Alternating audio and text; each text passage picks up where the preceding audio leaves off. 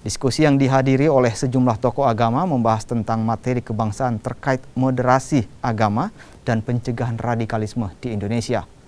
Diskusi kebangsaan ini juga diharapkan meningkatkan jiwa toleransi antar umat beragama, khususnya di Makassar, Sulawesi Selatan.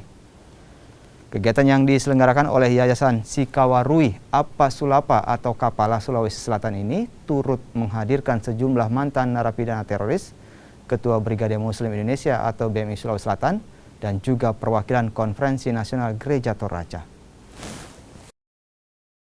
Bagaimana moderasi dan toleransi antar umat beragama agar terwujud Indonesia damai.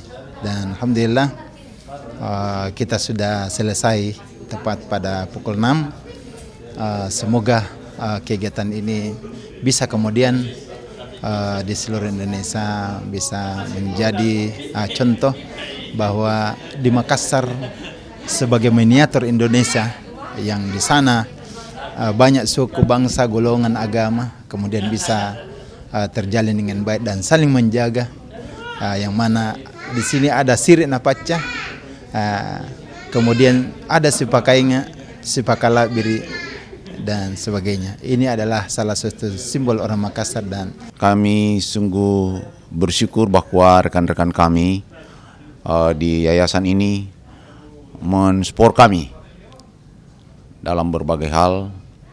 Kehadiran kami di sini memberikan penjelasan terkait dengan keberadaan kami di sana, baik itu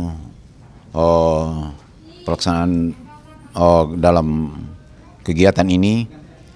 Telah kami jelaskan tadi bahwa kegiatan konvensi ini adalah kegiatan untuk mengadakan diskusi bagaimana mengembangkan pelayanan pendeta baik dalam jemaat Gereja Toraja maupun di luar gereja sebagai warga bangsa.